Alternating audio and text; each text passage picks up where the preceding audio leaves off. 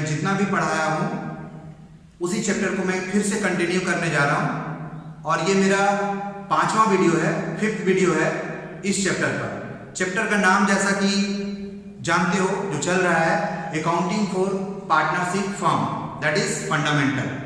और इस वीडियो में हम लोग बहुत ही इंपॉर्टेंट टॉपिक को, पॉइंट्स को पढ़ने जा रहे हैं और ये सारे पॉइंट्स या टॉपिक इसके अंदर इस क्लास में जो पढ़ेंगे वो सारा कहीं ना कहीं बोर्ड एग्जाम के पॉइंट ऑफ व्यू से बहुत ही इंपॉर्टेंट है।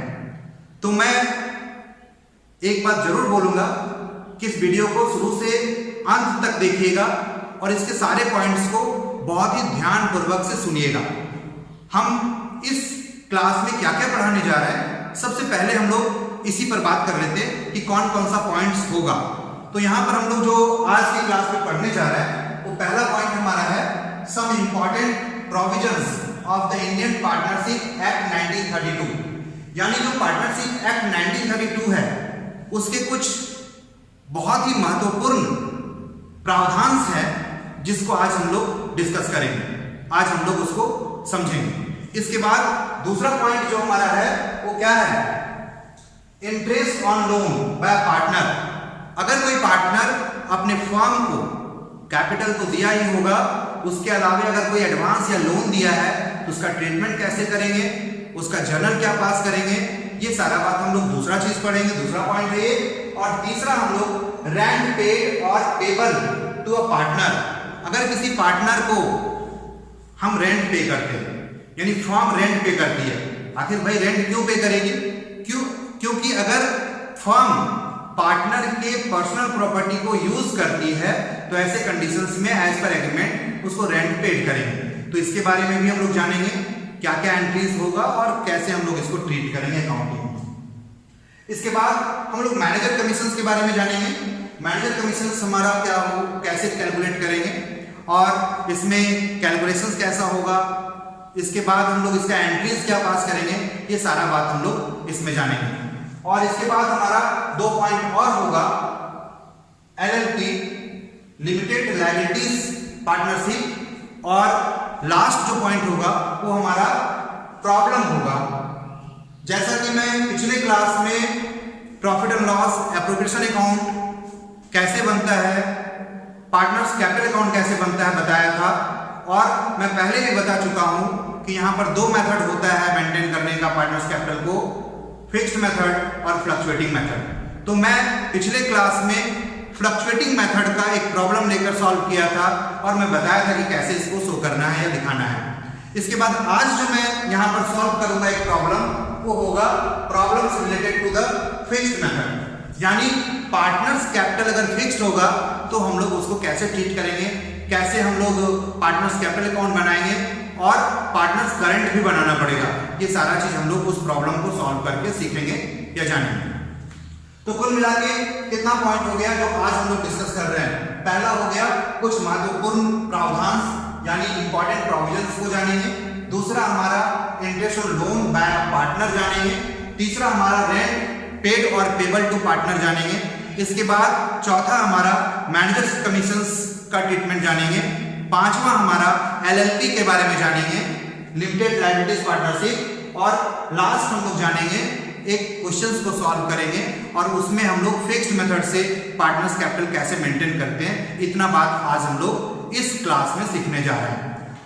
अब हम लोग एक एक करके स्टार्ट करते हैं। तो पहला हमारा क्या है, पहला है some important provisions of Indian partnership act 1932। इसमें हमारा सबसे पहला जो पॉइंट है वो सेक्शन 30 के अकॉर्डिंगली है कि भाई सबसे पहले इसको पढ़ लेते हैं, देन हम लोग अच्छा से समझ पाएंगे। If all the partners agree a minor may be admitted for the benefit of partnership. यानी सेक्शन 30 ऑफ पार्टनरशिप एक्ट 1932 क्या कहता है, कहता है किसी माइनर पार्टनर को जिसका उम्र 18 साल से कम है उसको एज ए पार्टनर एडमिशन दिया जा सकता है, यानी फर्म में पार्टनर बनाया जा सकता है। लेकिन इसके लिए आपको सारे पार्टनर्स का सहमति लेना पड़ेगा या सबके बीच एक एग्रीमेंट होना चाहिए, तभी हम ऐसा कर सकते हैं। यानी जब सारे पार्टनर्स एग्री होंगे, सहमत होंगे, इसके लिए एग्रीमेंट होगा, तभी सारे पार्टनर्स के सहमति से ही हम किसी वैसे पार्टनर को जो माइनर है, जिसका एज 18 साल से कम है, उसको एज ए पार्टनर के रूप में एडमिट कर सकते हैं या फिर हम पार्टनर बना सकते हैं एज पर सेक्शन 30। दूसरा पॉइंट हमारा क्या है? Admission of a partner. Section 31 के accordingly admission of a partner कहता है, यानी ये पॉइंट इस प्रोविजंस में हम लोग क्या जानेंगे, किसी नए पार्टनर को क्या अपने पार्टनरशिप फर्म में पार्टनर बना सकते हैं?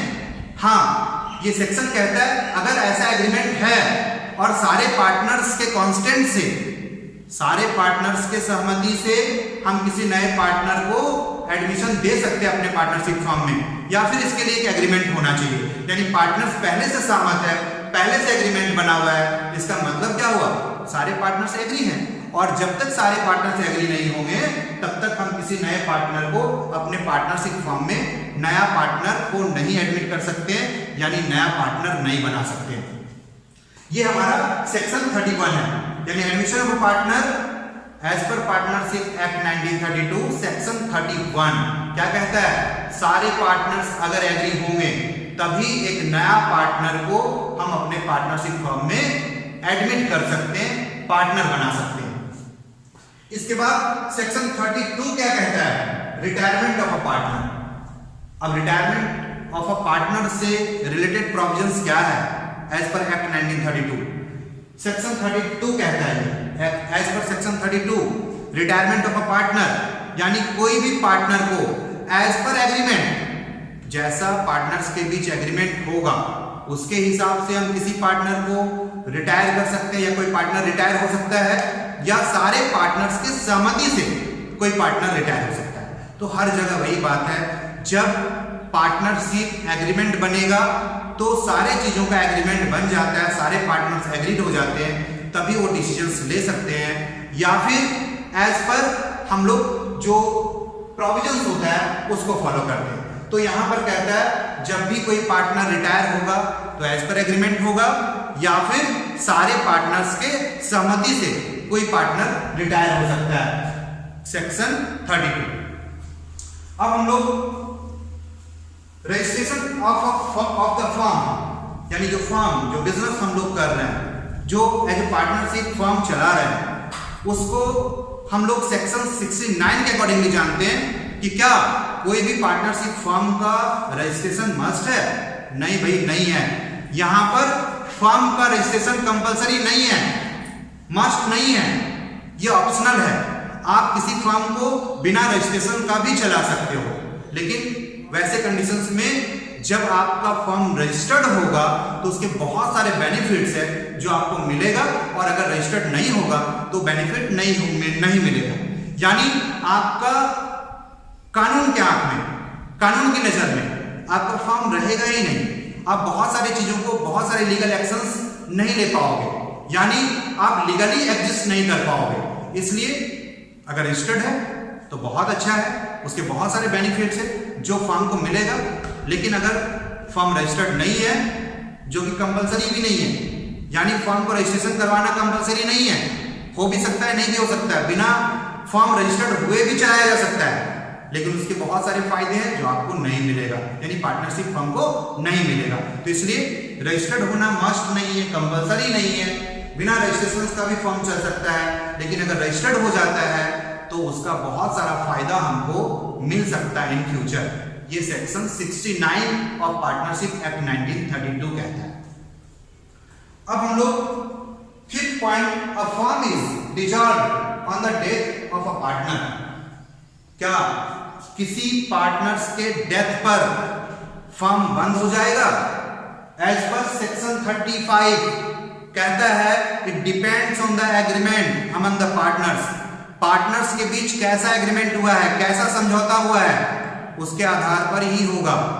अब सेक्शन 35 ऑफ पार्टनरशिप एक्ट 1932 क्या कहता है? क्या एक पार्टनर का डेथ होने से पूरा पार्टनरशिप फर्म, बिजनेस बंद हो जाएगा?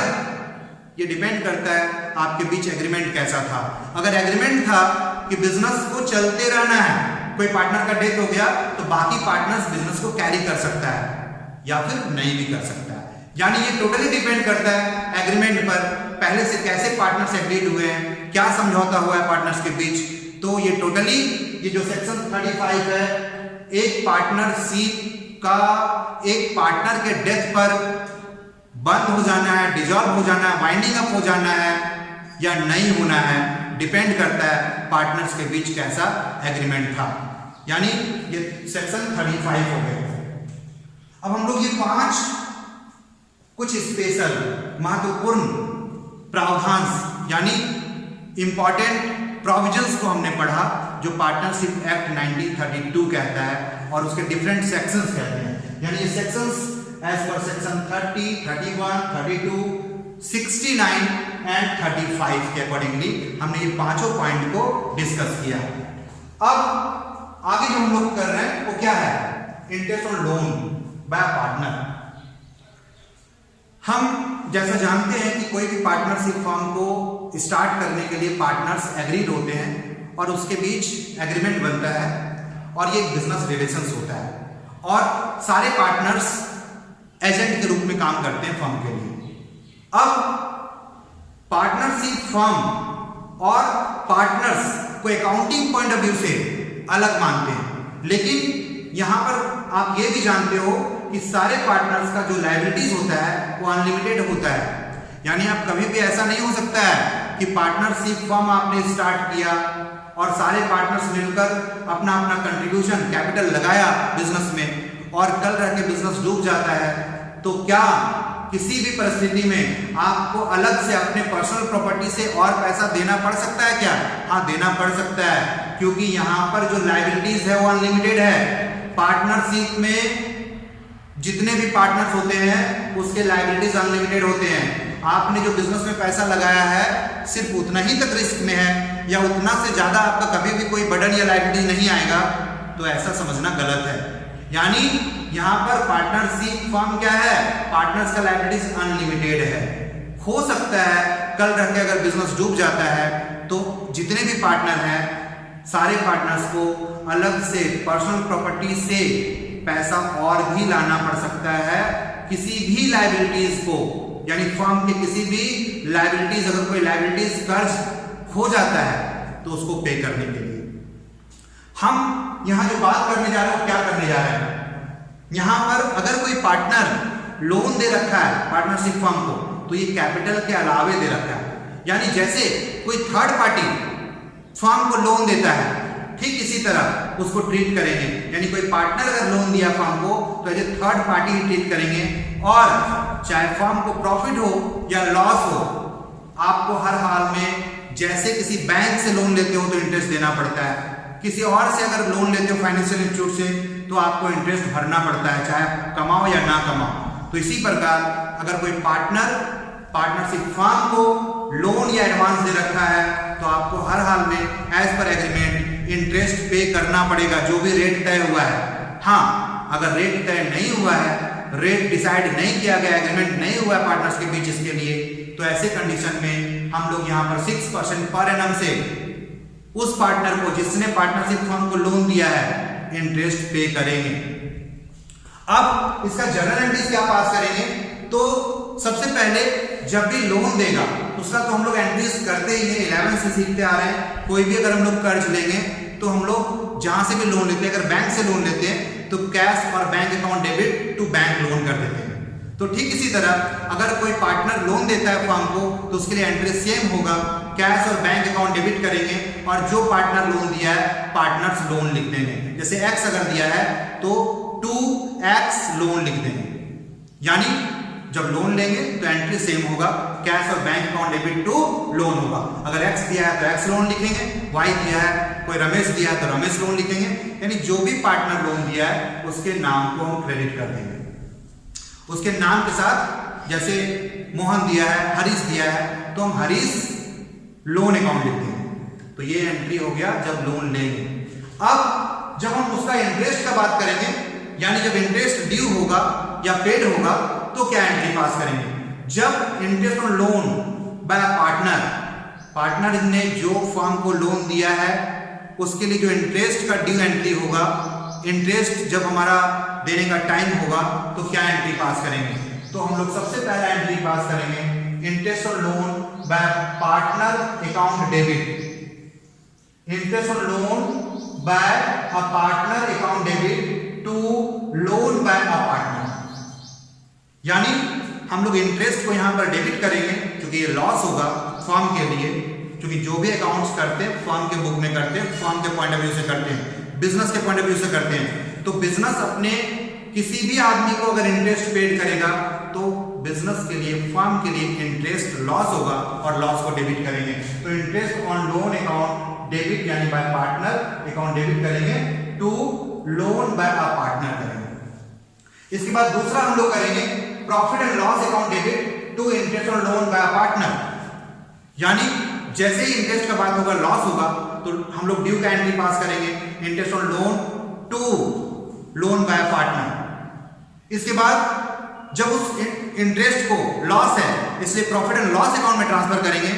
यहां पर इंटरेस्ट ऑन लोन को कभी भी profit and loss appropriation account में ट्रांसफर नहीं करेंगे, क्योंकि जैसा हमने पहले भी बताया था ये चार्ज अगेंस्ट द प्रॉफिट है और कोई भी चार्ज अगेंस्ट प्रॉफिट होगा तो उसको प्रॉफिट एंड लॉस अकाउंट में ट्रांसफर करेंगे। इसलिए दूसरा एंट्री होगा profit and loss account debit to interest on loan by partner. इसके बाद हम लोग अगला पॉइंट का बात करते हैं रेंट पेड और पेबल टू अ पार्टनर। अगर किसी भी पार्टनर्स के किसी भी पर्सनल प्रॉपर्टी को जो अपना उसका प्रॉपर्टी है फर्म से अलग है और उसको अगर हम लोग बिजनेस के पॉइंट ऑफ व्यू से या फर्म में यूज करते हैं तो वहां पर कुछ एग्रीमेंट बनाना पड़ेगा कि भाई इसके लिए आप कितना उसको रेंट दोगे। तो जब भी किसी पार्टनर्स के पर्सनल प्रॉपर्टी को यूज करेंगे तो एज पर एग्रीमेंट उसको रेंट देंगे और रेंट का एंट्री क्या पास करेंगे। और यहां पर एक बात और बता दें, अक्सर स्टूडेंट्स को कंफ्यूजन होता है कि जो रेंट पेड या पेबल होता है टू अ पार्टनर, तो जैसा हम जानते हैं कि पार्टनर को अगर कुछ भी हम पे करते हैं तो उसको हम लोग एप्रोप्रिएशन ऑफ प्रॉफिट मान लेते हैं, लेकिन यहां इस केस में नहीं ऐसा होगा। क्यों नहीं होगा? क्योंकि जो रेंट पेड कर रहे हैं वो एज ए थर्ड पार्टी हम लोग पे कर रहे हैं, क्योंकि उसकी पर्सनल प्रॉपर्टी को हम फर्म में यूज कर रहे हैं। किसी और से लेते तो रेंट पेड करना पड़ता, तो यहां पर हम लोग पार्टनर से अगर कोई प्रॉपर्टी ली है तो रेंट पेड करना पड़ेगा और ऐसे कंडीशंस में ये भी हमारा चार्ज अगेंस्ट द प्रॉफिट होगा, ना कि प्रॉफिट एंड लॉस एप्रोप्रिएशन। तो यहां पर एंट्री जो हम लोग पास करेंगे, फिर क्या करेंगे, रेंट डेबिट होगा तो रेंट को डेबिट करेंगे। अगर इमीडिएट पे कर देते हैं तो टू कैश और बैंक अकाउंट डेबिट कर देंगे। अगर ड्यू रखते हैं बाद में पेमेंट करेंगे तो rent account debit to rent payable करेंगे। इसके बाद अगला एंट्री जो होगा वो profit and loss account debit to rent account हो जाएगा, यानी जो हमारा यहाँ पर लॉस हुआ रेंट के रूप में उसको फिर से हम लोग प्रॉफिट एंड लॉस अकाउंट में डाल देंगे। तो ये दोनों में से कोई एक एंट्री होगा। अगर पेड होगा तो रेंट टू कैश और बैंक अकाउंट होगा, और अगर ड्यू होगा तो rent account debit to rent payable हो जाएगा। इसके बाद दूसरा एंट्री जो होगा वो ट्रांसफर के लिए होगा, तो यहां पर हम लोग profit and loss account debit to rent account करेंगे। अब अगला पॉइंट हम लोग मैनेजर्स कमीशन के बारे में बात करते हैं।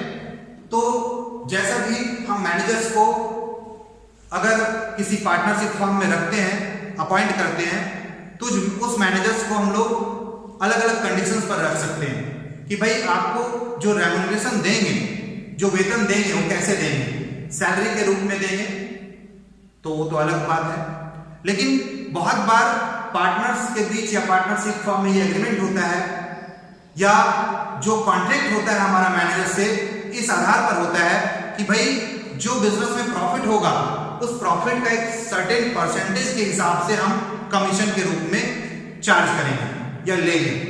तो जब पार्टनरशिप फर्म में ऐसा कोई एग्रीमेंट है कि मैनेजर को कमीशन दिया जाना है तो उसका ट्रीटमेंट क्या होगा, यानी मैनेजर्स को कमीशन देने के लिए उसके लिए सबसे पहला एंट्री अगर हम लोग देखें तो मैनेजर्स कमीशन अकाउंट डेबिट होगा, क्योंकि ये भी लॉस है और लॉस को डेबिट करते हैं, टू मैनेजर्स कमीशन पेबल होगा, यानी जब हम मैनेजर्स कमीशन को पे कर देंगे उस समय हमारा लायबिलिटीज खत्म हो जाएगा, बट मैनेजर्स कमीशन अभी अगर ड्यू हुआ है, हम उसको देने का बात किए हैं, तो उस समय एंट्री अगर ड्यू रहेगा तो हम लोग एंट्री पास करेंगे managers commission account debit to managers commission payable. इसके बाद ठीक ये भी चार्ज है, क्योंकि ये भी मैनेजर्स हमारा कोई पार्टनर नहीं है, आउटसाइडर है, और उसको अगर हम लोग कोई कमीशन देते हैं तो ये हमारा खर्च है और ये हमारा चार्ज अगेंस्ट प्रॉफिट है। और चार्ज अगेंस्ट प्रॉफिट है तो फिर से इसको हम लोग कहां ट्रांसफर करेंगे? प्रॉफिट एंड लॉस अकाउंट में। जैसा बार बार हम बोलते हैं कि कोई भी आइटम्स जो चार्ज होगा यानी प्रॉफिट से सीधा प्रॉफिट को डिक्रीज कर देगा, बिजनेस के फर्म के प्रॉफिट को, उसको चार्ज अगेंस्ट प्रॉफिट बोलते हैं। और जो प्रॉफिट सारा एक्सपेंस को माइनस करने के बाद जो बचता है उस प्रॉफिट को हम लोग पार्टनर्स के बीच बांटते हैं, डिस्ट्रीब्यूट करते हैं। तो उस कंडीशंस में जो पार्टनर्स को देते हैं हम लोग, उसको हम लोग एप्रोप्रिएशन ऑफ प्रॉफिट कहते हैं। लेकिन जो बिजनेस का प्रॉफिट निकालने के लिए जितना भी एक्सपेंस को माइनस करते हैं उस सारे एक्सपेंस को हम लोग चार्ज अगेंस्ट द प्रॉफिट बोलते हैं। तो यहां पर जो मैनेजर्स को कमीशन देंगे वो एप्रोप्रिएशन नहीं है, यहां पर चार्ज अगेंस्ट प्रॉफिट है। और कोई भी चार्ज अगेंस्ट प्रॉफिट को हम लोग प्रॉफिट एंड लॉस अकाउंट में डालते हैं, यानी profit and loss account debit to managers commission करेंगे। अब मैनेजर्स कमीशंस को दो तरह से हम लोग फाइंड कर सकते हैं एज पर एग्रीमेंट। कंडीशन हो सकता है कि मैनेजर्स कमीशन जो पेबल है वो बिफोर चार्जिंग सच कमीशन, यानी जो हमारा प्रॉफिट आया, net profit of the business before any expenses, any appropriations, यानी बिजनेस जितना कमाया उसमें उस प्रॉफिट पर मैनेजर्स को कमीशन देने का दो कंडीशन हो सकता है। एक हो सकता है managers commission is payable before charging such commission, और एक हो सकता है managers commission is payable after charging such commission. इसका मतलब क्या हुआ कि जो हमने बिजनेस से प्रॉफिट कमाया उस प्रॉफिट का सीधा एक सर्टेन परसेंटेज मैनेजर को देना है, यानी जो मैनेजर को कमीशन देंगे उस कमीशन को अभी जो हमारा बिजनेस का प्रॉफिट है उसमें घटा के, जो बिना घटाए हम परसेंटेज निकालेंगे, तब उसको बोलते हैं बिफोर चार्जिंग। लेकिन जब कंडीशन में दिया रहेगा managers commission is payable after charging such commission, तो ऐसे कंडीशन में इसका मीनिंग क्या हो गया कि भाई बिजनेस जो कमाया, जो प्रॉफिट आया, उसमें जो मैनेजर का कमीशन होगा, अभी हमने फाइंड नहीं किया, लेकिन जो फाइंड करके मैनेजर का कमीशन जो आएगा इस प्रॉफिट में से माइनस कर देंगे, और फिर इसके बाद जो प्रॉफिट बचेगा उस प्रॉफिट का एक सर्टेन परसेंटेज देना है। तब यहां एक समस्या होगा कि एक तो मैनेजर कमीशन मालूम नहीं है और प्रॉफिट मालूम है, अब कह रहा है कि भाई मैनेजर कमीशन घटाइए और देन उसका परसेंटेज से मैनेजर कमीशन निकालिए। तब ऐसा पॉसिबल नहीं है। तब हमारे पास उसके लिए फॉर्मूला है, और फॉर्मूला के थ्रू अगर जाएंगे तो आसानी से आफ्टर चार्जिंग सच कमीशन का के कंडीशन में भी हम लोग मैनेजर कमीशन निकाल पाएंगे। तो क्या फॉर्मूला है देखते हैं। अगर manager commission before charging such commission दिया हुआ है तो मैनेजर कमीशन निकालने के लिए सिंपल निकालेंगे net profit into rate by 100, और ये जो नेट प्रॉफिट लेंगे बिफोर चार्जिंग कमीशन, यानी कमीशन देने से पहले का जो प्रॉफिट हमारे पास बिजनेस का प्योर प्रॉफिट आया था, नेट प्रॉफिट, उस प्रॉफिट को लिखेंगे और रेट बाय 100 कर देंगे, तो अपने आप मैनेजर का कमीशन निकल जाएगा।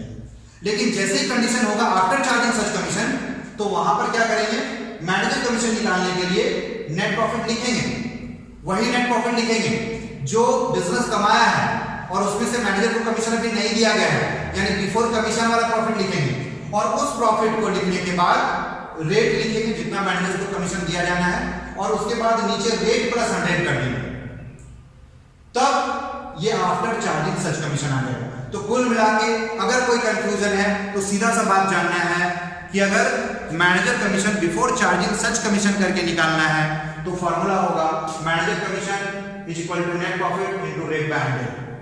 अगर manager commission after charging such commission करके निकालना है तो सीधा हम कमीशन निकालेंगे मैनेजर का, मैनेजर कमीशन इक्वल टू हो जाएगा net profit into rate by 100 plus rate. Limited liability partnership, it is introduced in India by the enactment of the LLP Act 2008। इसका मतलब क्या हो गया कि 2008 में LLP एक्ट पास हुआ और इसके बाद ये इंडिया में प्रैक्टिस में आया। यानी जो लिमिटेड लायबिलिटी पार्टनरशिप है वो 2008 में एक्ट के थ्रू पास हुआ और देन ये एग्जिस्ट हुआ। और ये है क्या? It is a body corporate and legal entity separate from its partners. जैसे हमारा कंपनी होता है, 11 में आप पढ़े हो, कंपनी क्या है भाई?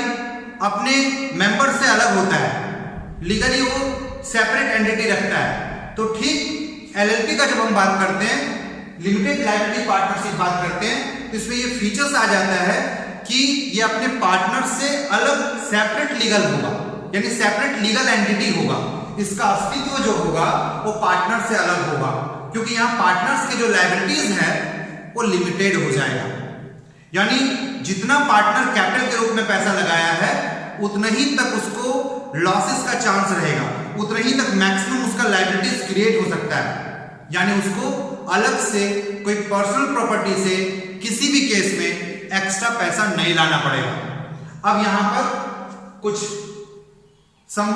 पार्टनर्स का या फिर सारे पार्टनर्स का लायबिलिटीज लिमिटेड हो सकता है। तो ये 2008 एक्ट के पास होने के बाद से एग्जिस्ट हुआ है, अस्तित्व में आया है। और इस पार्टनरशिप का मतलब ये हो गया कि जो पार्टनर्स है अपने फर्म से अलग उसका अस्तित्व होगा, यानी पार्टनरशिप अलग होगा और पार्टनर्स अलग होंगे। पार्टनर्स का या तो उसमें से कुछ का या सारे पार्टनर्स का जो लायबिलिटीज होगा वो लिमिटेड होगा। और यहां पर किसी भी कंडीशंस में पार्टनर जितना कैपिटल लगाया है उससे एक्स्ट्रा लायबिलिटीज क्रिएट नहीं हो सकता है पार्टनर का, जिसका लायबिलिटीज लिमिटेड होगा।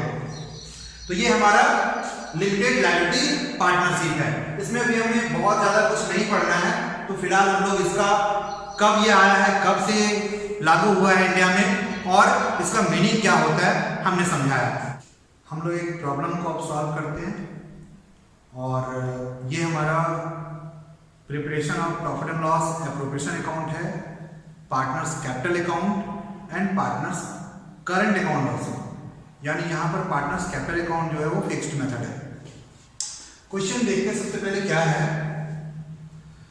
हमने क्वेश्चन को बहुत ही शॉर्ट में लिखा है, पूरा लैंग्वेज के साथ मैं नहीं लिखा हूं। क्वेश्चन दिया हुआ है कि Palak and Harshita are two partners, यानी पलक और हर्षिता दो पार्टनर है। ये प्रॉफिट शेयरिंग रेशियो हमारा क्या है, 3:2 है, यानी जो भी प्रॉफिट होगा ये 3:2 में बांटेंगे। इसके बाद कैपिटल दोनों का, पलक का 2 लाख रुपीस और हर्षिता का 1,50,000 है, जो ऑन 1 अप्रैल 2018 को है। यानी 1 अप्रैल 2018 को इन दोनों का कैपिटल कितना है, 2 lakh and 1,50,000। Profit during the year 4 lakh before the following, ये 4 लाख रुपए टोटल एक साल में ये दोनों मिलकर पार्टनरशिप फर्म चलाकर 4 लाख रुपए एक साल में कमाया। लेकिन ये जो कमाई है इस पॉइंट्स के पहले का है। तो देखते हैं क्या क्या पॉइंट्स है। पहला, इंटरेस्ट ऑन कैपिटल 10% दिया जाना है। ये सब देने से पहले यानी बिजनेस का कमाई, फर्म का कमाई 4 लाख दिया हुआ है। अब उसके बाद उसमें से इंटरेस्ट ऑन कैपिटल 10% देना है। इंटरेस्ट ऑन ड्राइंग्स 12% चार्ज करना है, अगर कोई निकाला है तो आगे पढ़ते हैं नीचे। तीसरा है salary 2,000 per month to each partner, दोनों पार्टनर को ये डिसाइड हुआ है एग्रीमेंट में 2,000 per month to each partner, यानी दोनों पार्टनर को देना है। तो 2,000 पर मंथ यानी 2,000 into 12, total 24,000 to each partner, यानी 24,000 करके दोनों पार्टनर्स को सैलरी दिया जाएगा। इसके बाद फोर्थ पॉइंट है Harshita advance to the firm, यानी हर्षिता ने एडवांस, यानी यही लोन है, यानी पार्टनर अगर फर्म को लोन देता है, इस केस को मैं इस क्वेश्चन में लिया हूं, तो यहां पर Harshita advance to the firm ₹1 lakh on 1 October 2018। 1 October 2018 को हर्षिता 1 लाख रुपया एडवांस के रूप में, लोन के रूप में फर्म को दिया है।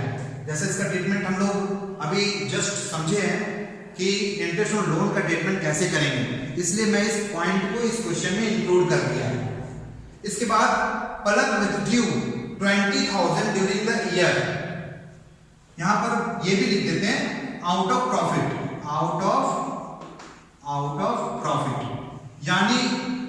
पलक ने 20,000 पूरा साल भर में ड्राइंग्स किया है प्रॉफिट में से, यानी पर्सनल यूज के लिए। इसके बाद करना क्या है, prepare profit and loss appropriation account, partners capital account, partners current account.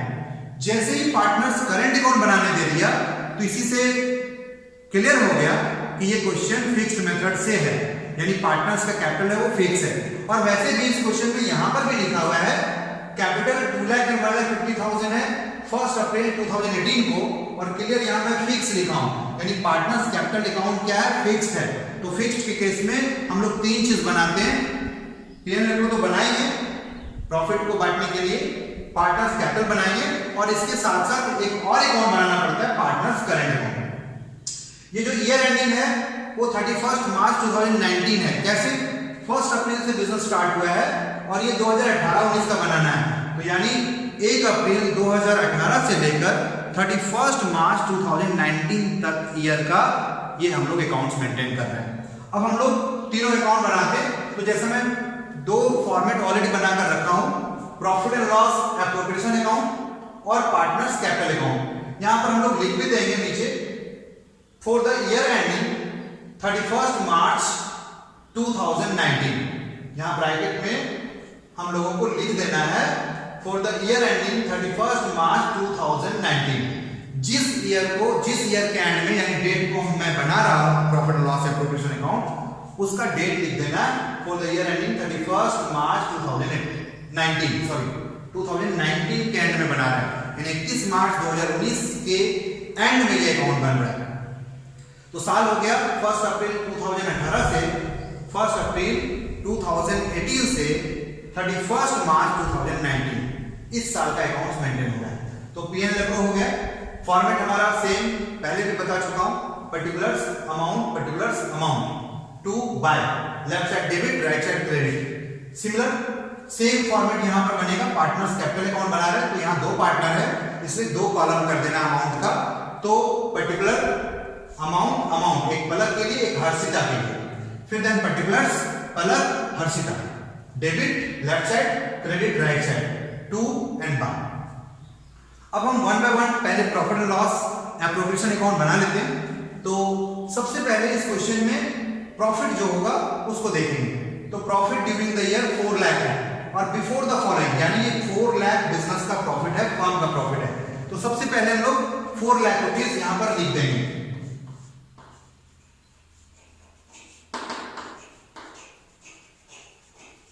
ये हमारा प्रॉफिट है। यहां पर हम लोग profit and loss net profit भी लिख सकते हैं और प्रॉफिट एंड लॉस अकाउंट लिख देते हैं, क्योंकि जो प्रॉफिट हमारा आता है किसी भी फर्म का वो प्रॉफिट एंड लॉस अकाउंट से आता है। प्रॉफिट एंड लॉस अकाउंट कितना है जी, 4 लाख। ये क्लियर हो गया। अब सबसे पहले मैं पिछले क्लास में बताया था कि जब भी क्वेश्चन को आप सॉल्व करो तो इसमें ये देखो कि कोई चार्ज आइटम है क्या। मैं पहले भी बता चुका हूं चार्ज आइटम क्या होता है। जो भी पार्टनर्स के बीच एग्रीमेंट के अकॉर्डिंगली पार्टनर्स के बीच प्रॉफिट को बांटने के लिए हम लोग जो देते हैं, जैसे इंटरेस्ट ऑन कैपिटल, जैसे salary to partner, commission to partner, reserve जो प्रॉफिट में से हम लोग काट के रखते हैं, रिजर्व करते हैं, और इंटरेस्ट ऑन ड्राइंग्स, ये हमारा एप्रोप्रिएशन है, एप्रोप्रिएशन ऑफ प्रॉफिट है। लेकिन बाकी जो भी खर्च होगा for third party, being third party, यानी किसी दूसरे आदमी को, किसी एम्प्लॉइज को या थर्ड पार्टी को अगर कोई खर्च देना है किसी भी सर्विसेज के लिए, तो ऐसे में इसको हम लोग चार्ज अगेंस्ट प्रॉफिट कहते हैं। तो यहां पर सबसे पहले हम लोग ये देखते हैं कि चार्ज अगेंस्ट प्रॉफिट है कोई आइटम क्या।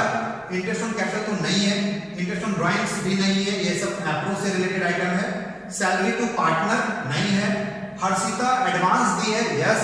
यहां पर हर्षिता ने जो एडवांस दिया है, अभी जस्ट मैं इसके पहले बताया हूं, जहां पर जो कुछ इंपॉर्टेंट प्रोविजंस को मैं डिस्कस किया उसके अंदर में मैं बताया, क्या बताया कि अगर कोई पार्टनर लोन देता है तो उसको उस लोन के लिए अगर रेट ऑफ इंटरेस्ट फिक्स्ड है, चाहे बिजनेस को प्रॉफिट है या लॉस हो, देना ही पड़ेगा। लेकिन अगर रेट फिक्स नहीं है तो 6% पर एनम से उसको इंटरेस्ट दिया जाएगा। और कोई भी पार्टनर अगर एडवांस या लोन देता है फर्म को और उसके लिए जो इंटरेस्ट उसको देंगे ये चार्ज ही है, ये प्रॉफिट एंड लॉस एप्रोप्रिएशंस का आइटम नहीं है। यानी ये एप्रोप्रिएशन ऑफ प्रॉफिट नहीं है, ये चार्ज अगेंस्ट प्रॉफिट है। तो याद करिए, मैं पिछले क्लास लास्ट बार में बताया था कि अगर कोई चार्ज आइटम होगा तो सबसे पहले छोटा सा प्रॉफिट एंड लॉस अकाउंट बनाना पड़ेगा, तो देन हम लोग profit and loss appropriation account बना पाएंगे। लेकिन एक बात और मैं बताया था कि इसके अल्टरनेटिवली हम लोग एक काम और कर सकते हैं कि प्रॉफिट एंड लॉस अकाउंट छोटा सा ना बनाकर अगर कोई चार्ज आइटम है तो सबसे पहले तो हम लोग चार्ज आइटम समझ में आ गया कि हर्षिता ने एडवांस जो दिया उसका जो इंटरेस्ट हम लोग पे करेंगे ये चार्ज आइटम है।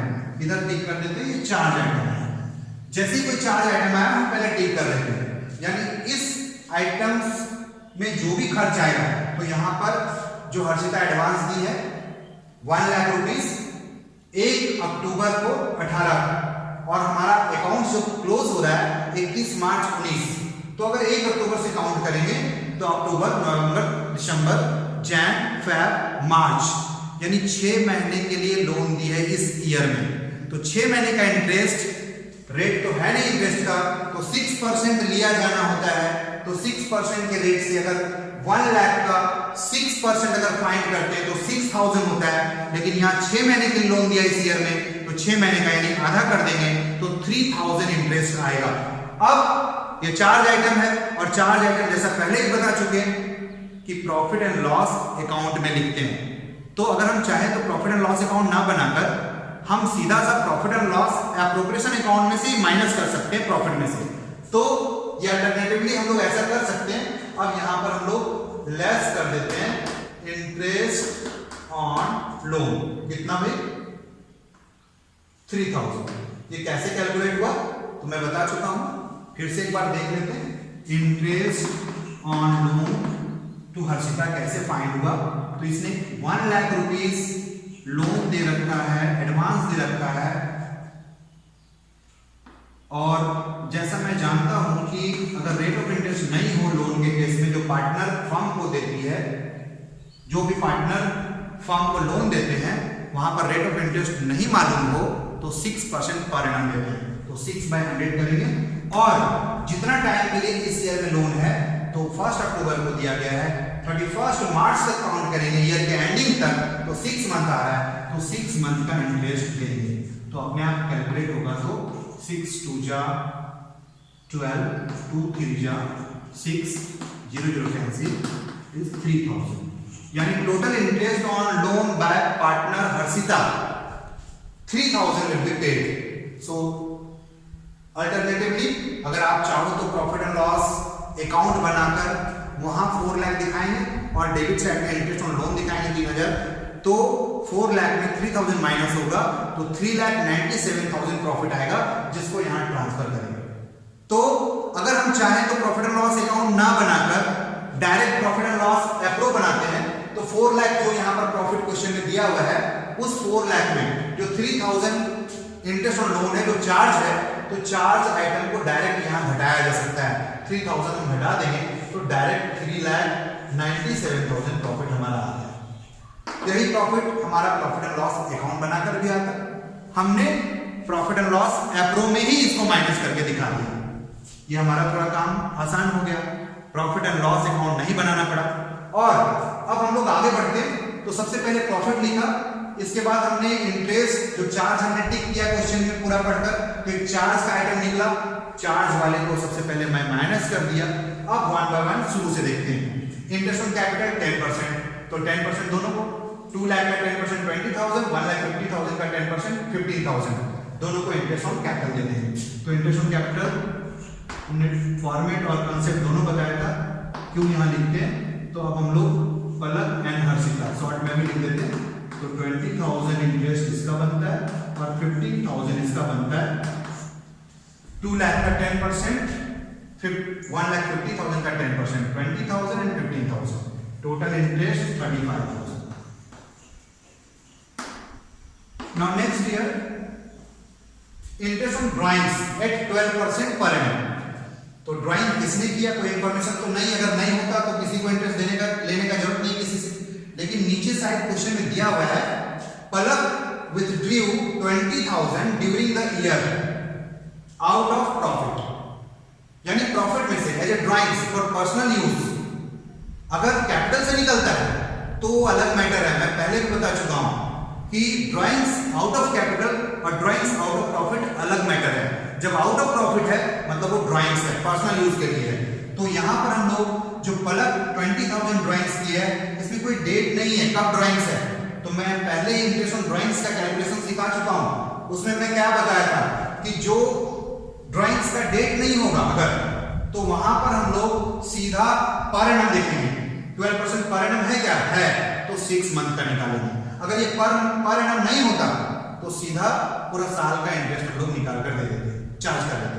तो यहां पर क्या है भाई, ड्राइंग्स का डेट नहीं है और रेट के साथ पर एनम है, तो ऐसे कंडीशन में इंटरेस्ट ऑन ड्राइंग्स 6 मंथ का कैलकुलेट करते हैं एवरेज बेसिस पर।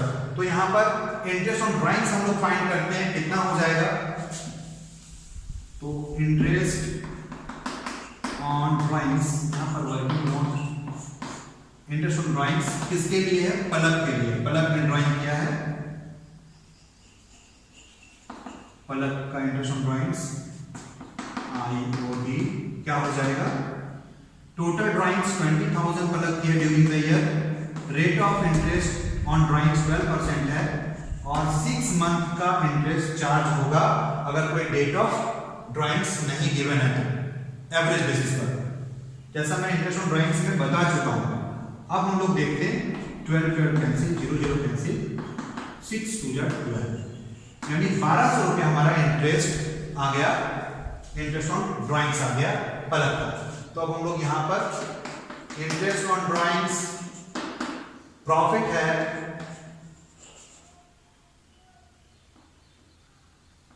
पलक, सॉरी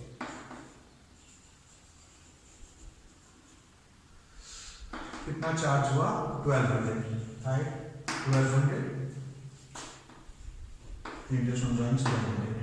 अब हम लोग टोटल करेंगे इधर, पहले और भी आइटम इधर जो है देख लेते हैं।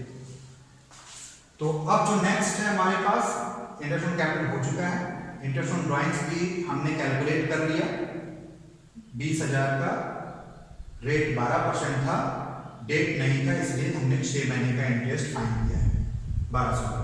इसके बाद salary 2,000 per month to each partner, यानी दोनों पार्टनर को सैलरी दिया जाना है, तो सैलरी लिखेंगे और पलक एंड हर्षिता 2000 पर मंथ, तो 24,000 करके दोनों को होगा, 12 महीने का 2,000 करके 24,000 आता है, दोनों पार्टनर को 24,000 करके सैलरी दिया जाएगा, तो ये टोटल 48,000 सैलरी हो गया। इसके बाद और कोई आइटम, एडवांस लोन वाला बात मैं कर चुका हूं, पलक का ड्राइंग्स का काम हो चुका है, अब हमारे पास कोई आइटम नहीं है, यानी इस क्वेश्चन के अकॉर्डिंगली हमने profit and loss appropriation account बनाया। तो सबसे पहले हमने वहां से प्रॉफिट को देखा, प्रॉफिट लिखा, इसके बाद मैं यहां पर सबसे पहले कोई चार्ज आइटम है क्या, पहले के क्लासेस में मैं क्लियर कर चुका हूं चार्ज एंड एप्रो, तो चार्ज का कोई भी आइटम अगर है तो एक आइटम निकला इंटरेस्ट ऑन लोन वाला बात, तो उस इंटरेस्ट को कैलकुलेट करके 6 महीने का जो भी निकला सबसे पहले प्रॉफिट में माइनस कर देना है। तो इससे प्रॉफिट एंड लॉस अकाउंट अलग से नहीं बनाना पड़ेगा। अब इसको माइनस करके यहां पर लिखा गया, इसके बाद एज पर क्वेश्चन में एक एक करके पढ़ते गया, सारा चीज पुट करते गया, जैसे इंटरेस्ट ऑन कैपिटल 2 में, इंटरेस्ट ऑन ड्राइंग्स बाय में प्रॉफिट है, सैलरी टू पार्टनर लॉस है 2 में, इसके बाद एडवांस वाला बात है तो इंटरेस्ट ऑन लोन हमने चार्ज के रूप में पहले ही घटा चुका है, इसके बाद ड्राइंग्स वाला कैलकुलेशन हो चुका है, अब हमारे पास कुछ नहीं बचता है, प्रॉफिट एंड लॉस एप्रो को क्लोज कर देते हैं, यानी ये हमारा कंप्लीट हो जाएगा। तो सबसे पहले ऐड कर लेते हैं 0 0 एंड 2 7 and 1 8 7 और 1 8 9 3 3,98,200 3,98,200 3,98,200 ये टोटल आ गया। अब इस टोटल को हम लोग क्या करेंगे, टोटल में से जितना भी आइटम इधर है, अभी 2 आइटम है, दोनों का टोटल माइनस कर देंगे, दोनों को ऐड करके इसमें माइनस करेंगे, तो जो बचेगा उसको हम लोग या तो डिविजिबल प्रॉफिट बोलेंगे या डिस्ट्रीब्यूटेबल प्रॉफिट बोलेंगे। तो यहां पर डिविजिबल प्रॉफिट बोलेंगे, डिविजिबल प्रॉफिट। और ये दोनों पार्टनर जैसे पलक्स करंट में जाएगा, करंट अकाउंट लिख देते हैं, और हर्षितास करंट अकाउंट, करंट अकाउंट। अब ये कितना आएगा, यहां पर दोनों में बांट देंगे, तो ये रफ में हम लोग फाइंड कर लेते हैं। कैसे प्रॉफिट निकालेंगे, 3,98,200 टोटल है हमारा, जो क्रेडिट साइड में टोटल प्रॉफिट और इंटरेस्ट ऑन ड्राइंग्स को लेकर आया था, सेम इधर लिखेंगे, क्योंकि इधर कम था तो अपने आप यहाँ बैलेंसिंग फिगर आएगा। इसमें से ये दोनों का सम को माइनस करना है, दोनों के जोड़ को माइनस करना है। तो 48,000 एंड 35,000, वैसे देखा जाए तो 40 से 70, 70 और 10 80 और 3 83, 83,000 ये दोनों के सम को माइनस कर देंगे। एक बार फिर चेक कर लेते हैं, 50, 30, 83, यस। तो इसमें से ये दोनों का सम 83 आया, माइनस करते हैं तो 200, 8 में 3 गया, 5 बचा, 9 में 8 गया, 1 बचा, 3, यानी 3,15,200 रुपया हमारा डिविजिबल प्रॉफिट आया। तो इसको हम लोग 3,15,000 कितना है 200 यहां पर लिख देते हैं। तो ऐसा करते हैं हम लोग अलग अलग यहां पर ही लिख देते हैं, क्योंकि अंदर अगर हम लोग ऐड करके दिखाते तो जगह हमारे पास नहीं है, तो हम दोनों का इंडिविजुअली अलग अलग दिखा देते हैं, तो अपने आप टोटल मिलाकर आ जाएगा। 3,15,200 आया, तो 3,15,200 को अब रेशियो में बांटना है 3:2 में।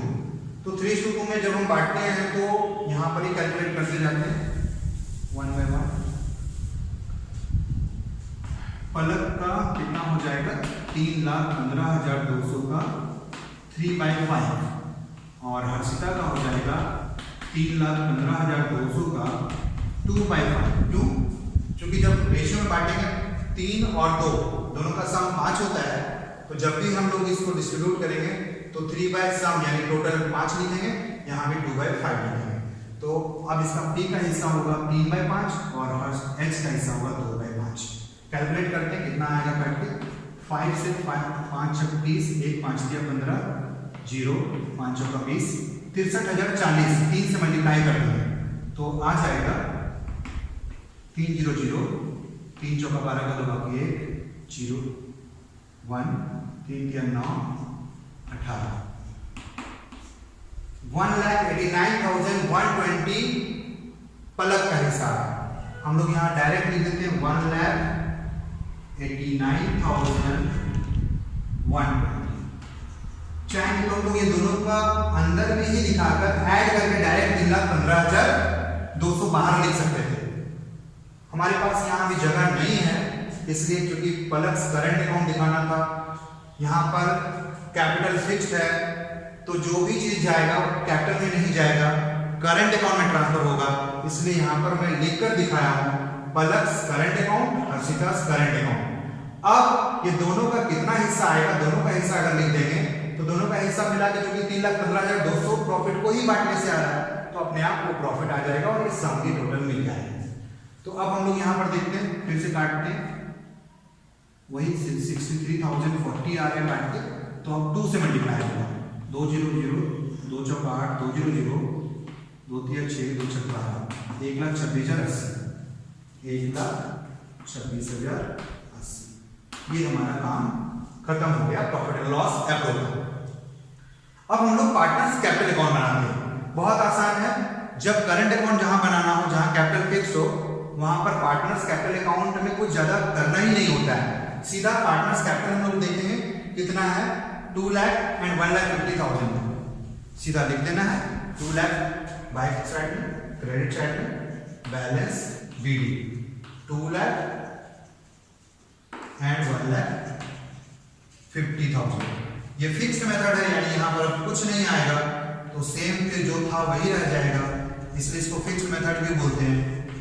1 लाख 2 लाख एंड 1,50,000 और सेम इसको हम यहाँ कर देंगे क्या 2 लाख टोटल जो उधर आया, क्योंकि इधर तो कुछ है ही नहीं तो अब टोटल यही आ गया।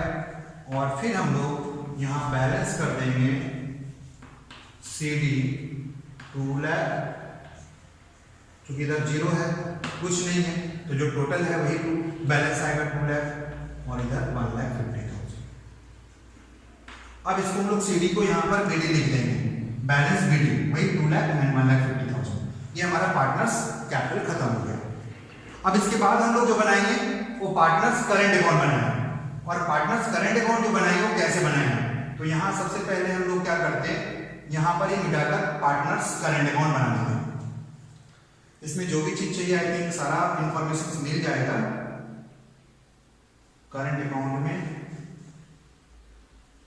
कैपिटल का बैलेंस तो लिख दिए, चलिए ठीक हो जाएगा। हम लोग यहाँ पर पार्टनर्स करंट अकाउंट बना देते हैं।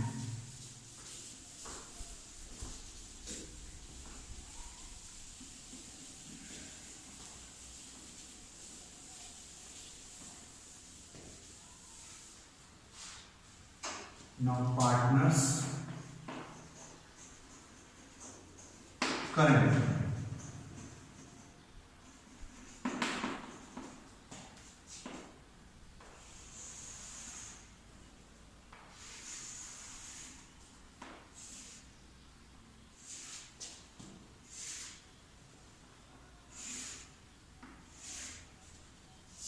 कलर अंशुता शॉर्ट में लिखा जाए particulars color अंशुता to buy particulars debit side write particulars credit side। अब क्या करना है, सबसे पहले क्वेश्चन में देखेंगे करंट का बैलेंस है क्या। इस क्वेश्चन में करंट अकाउंट का बैलेंस नहीं है, डेबिट या क्रेडिट होता सबसे पहले लिखते नहीं है। अब इसमें प्रॉफिट एंड लॉस अप्रोच से देखेंगे और जो भी आइटम है यहाँ लिखते जाएंगे। तो सबसे पहले हम लोग यहाँ पर जो इंटरेस्ट ऑन कैपिटल दे रखा है यानी इंटरेस्ट ऑन कैपिटल लिखेंगे। अगर फ्लक्चुएटिंग होता है ये सारा कैपिटल अकाउंट में ही जाता है, लेकिन जब फिक्स्ड मेथड है तो कैपिटल में सिर्फ कैपिटल जाएगा और बाकी सारा आइटम्स पार्टनर्स करंट अकाउंट में मेंटेन होगा, तभी हमारा कैपिटल फिक्स रह पाएगा यानी रिमेन्स अनचेंज रह पाएगा। तो इंटरेस्ट ऑन कैपिटल कितना है भाई 20,000 और 15,000 दे दिया गया। इसके बाद क्या देना है, सैलरी देना है दोनों पार्टनर को। कितना देना है, दोनों को बराबर बराबर, कोई दुख ना दुखी में ना रहे, दोनों खुश, दोनों को सेम सैलरी यानी एग्रीमेंट ऐसा है, क्वेश्चन ऐसा है, हम लोग दोनों को इसलिए सेम सैलरी दे रहे हैं। इसके बाद क्या देंगे, तो यहाँ पर दोनों को जो प्रॉफिट मिला है वो प्रॉफिट हम लोग यहाँ पर बांटेंगे। कितना प्रॉफिट होगा, ये प्रॉफिट एंड लॉस एप्रो से आया है, कितना आया है 189, 120 एंड 1,26,082। ये दोनों मिला के 3,15,000 को जो हमने कितना आया था टोटल प्रॉफिट उसको बांटा था वही है। अब ये दोनों यहां पर लिख दिया गया। अब इधर में क्या लिखते हैं, तो इधर में वहां से तो इंटरेस्ट ऑन ड्राइंग्स आएगा और प्लस ड्राइंग्स भी आएगा। अभी हमारे पास क्वेश्चन में मिटा चुका हूं तो ड्राइंग्स हमको याद है, शायद पलक पर इंटरेस्ट चार्ज हुआ है यानी पलक ने ड्राइंग्स किया था, तो ड्राइंग्स अक्सर हम लोग लिखने भूल जाते हैं, ध्यान रखना है। पलक 20,000 रुपया ड्राइंग की थी वो तो लिखना है और उसके साथ साथ इंटरेस्ट ऑन ड्राइंग्स भी लिखना है। वो कितना आया था 1,200 रुपया। अब ये हमारा हो गया पार्टनर्स करंट। तो जब हम सिर्फ कैपिटल बनाते हैं फ्लक्चुएटिंग रहता है तो यानी फ्लक्चुएटिंग मेथड, और ये जितना आइटम हम लोग करंट अकाउंट में लिखे थे वो सारा का सारा कैपिटल अकाउंट में डाल देते, कैपिटल भी लिखते और जैसे यहाँ पर लिखे interest on capital, salary, profit, इधर ड्राइंग्स, इंटरेस्ट ऑन ड्राइंग्स सारा इसी में लिख देते, इसका जरूरत ही नहीं पड़ता फ्लक्चुएटिंग के केस में। लेकिन ये कौन सा केस है, फिक्स्ड मेथड है, तो यहाँ पर कैपिटल में कुछ नहीं जाएगा, सिर्फ कैपिटल और बाकी पार्टनर्स करंट में। तो वहां से पीएनएल अप्रोच जो बना वो तो सेम ही बनेगा, सिर्फ यहाँ कैपिटल की जगह पर करंट लिखना है, बाकी तो सेम ही बनेगा चाहे फ्लक्चुएटिंग रहे या फिक्स रहे। अब यहां से जो भी आइटम आएगा प्रॉफिट लॉस वो सारा करंट में चला जाएगा, जो कि फिर से बता रहा है ये कौन सा मेथड है, ये अस्थाई मेथड है, कैपिटल मेंटेन करने का ये फिक्स्ड मेथड है, इसलिए यहां पर क्या हो रहा है, सारा कुछ करंट में आ रहा है, सिर्फ कैपिटल में जा रहा है। अब हम लोग इंटरेस्ट ऑन कैपिटल लिख चुके हैं, सैलरी लिख दिए, प्रॉफिट जितना बटा दोनों में लिख चुके हैं, इधर में ड्राइंग्स लिख चुके हैं। ड्राइंग्स इसमें नहीं दिखता है, इसमें सिर्फ प्रॉफिट लॉस दिखता है, ड्राइंग्स कभी नहीं दिखेगा। अगर ड्राइंग्स है तो क्वेश्चन से देख के करंट या कैपिटल में लिखा जाएगा। कैपिटल में कब लिखेंगे, जब फ्लक्चुएटिंग होगा। फिक्स में कब लिखेंगे, जब फिक्स मेथड रहेगा तो करंट अकाउंट में लिखेंगे, यानी कैपिटल में तभी लिखेंगे जब फ्लक्चुएटिंग मेथड होगा, और करंट अकाउंट में तब लिखेंगे जब ये फिक्स्ड मेथड होगा। तो यहाँ पर हम लोग फिक्स्ड मेथड पढ़ रहे हैं। ड्राइंग्स हमने लिख दिया और इंटरेस्ट ऑन ड्राइंग्स लिख दिया।